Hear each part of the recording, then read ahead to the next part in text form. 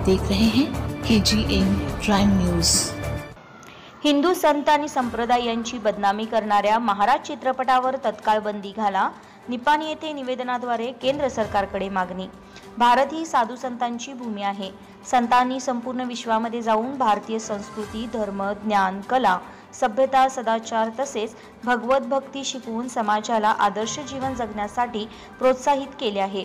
असे असताना अभिनेता आमिर खानचा मुलगा जुनैद खान तसेच यशराज फिल्म्स यांच्या महाराज या चित्रपटातून साधू संतांना दुराचारी गुंड दाखवून त्यांची बदनामी करण्यात आली आहे। त्यामुळे या चित्रपटावर तत्काळ बंदी घालावी या मागणीचे केंद्रीय माहिती आणि प्रसारण मंत्री यांच्या नावे असलेले निवेदन निपाणीचे उपतहसीलदार श्री मृत्युंजय डंगी यांना देण्यात आले।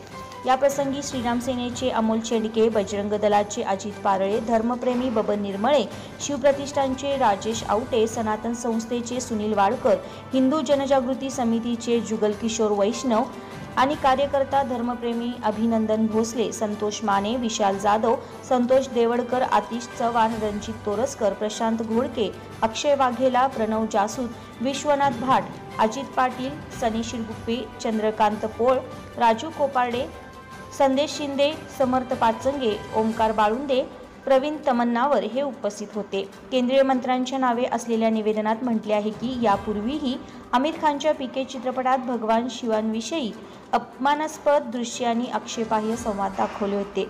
हिंदू संतांना गुंड म्हणून दाखवले होते। आता तोच प्रकार महाराज चित्रपटातून त्यांचा मुलगा करत आहे।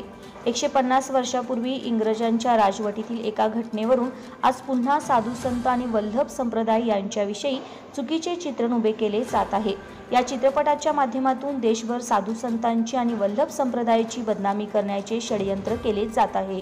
या चित्रपटात साधू संत हे दुराचारी आणि वासनाधंद असतात असे दाखवून हिंदूंच्या धार्मिक भावना दुखवण्याचा प्रयत्न झाला आहे आणि त्यातून कायदा आणि सुव्यवस्था बिघडली तर त्याला सर्वस्वी जुनैद खान, यशराज फिल्म्स आणि नेटफ्लिक्स हे जबाबदार असतील। जुनैद खान, आमिर खान, यशराज फिल्म्स आणि नेटफ्लिक्स हे मदरशामध्ये मौलवीद्वारे होणारे मुलामुलींचे लैंगिक शोषण तसेच लहान मुलांची माथी भडकवून त्यांना जिहादी कृत्यासाठी प्रोत्साहित केले जाते। त्यांच्याकडून आतंकवादी आणि देशविघातक कृत्ये कशी घडवून घेतली जातात या विषयावर तर चर्च व चर्चप्रणीत वसतिगृहामध्ये ख्रिस्ती धर्मगुरूंकडून होणारे मुले आणि महिलांचे शोषण या विषयावर चित्रपट बनवतील का? अशा विषयांवर चित्रपट काढण्याचे धाडस बॉलिवूड कधीच करणार नाही। मात्र हिंदू संतांना, हिंदू धार्मिक कृत्यांना सहजतेने लक्ष केले जाते। हिंदू सहिष्णू असल्याने आणि सेक्युलरिझम या नावाखाली हिंदूच्या धार्मिक भावनांना पायदळी तुडवले जाते आहे। हे कदापि सहन केले जाणार नाही। या चित्रपटाच्या विरोधात देशभरात संतापाची लाट उसळली आहे। हिंदू सहनशीलतेचा सरकारने अंत पाहू नये। सरकारने या चित्रपटावर तत्काळ बंदी घालावी तसेच देवता, धर्म, संत आदींचा अवमान रोखण्यासाठी ईशनिंदा विरोधी कायदा देशभरात लागू करावा अशी मागणीही यावेळी करण्यात आली आहे। KGN प्राइम न्यूजसाठी संपादक सय्यद अफसर पटेल सर यांच्यासह वृत्त निवेदिका माधुरी मेस्त्री।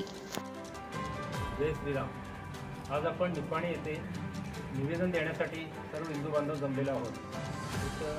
हिंदू जनजागृती समिती, श्रीराम सेना, शिवप्रतिष्ठान आणि इतर हिंदुत्ववादी संघटना आपण सर्वजण मिळून इथं निवेदन देत आहोत। तर निवेदनाचा विषय असा आहे की आमिर खानचा मुलगा जुनैद खान हा एक नवीन चित्रपट घेऊन येत आहे आणि त्या चित्रपटाचे कंटेंट बघितल्यानंतर सरळ लक्षात येतं की आपल्या हिंदूंच्या संतांना विनाकारण चुकीच्या पद्धतीनं प्रदर्शित करणे हा त्याचा कुटील लाव ह्या चित्रपटाच्या टीझरच्या माध्यमातून सरळ दिसून येतोय।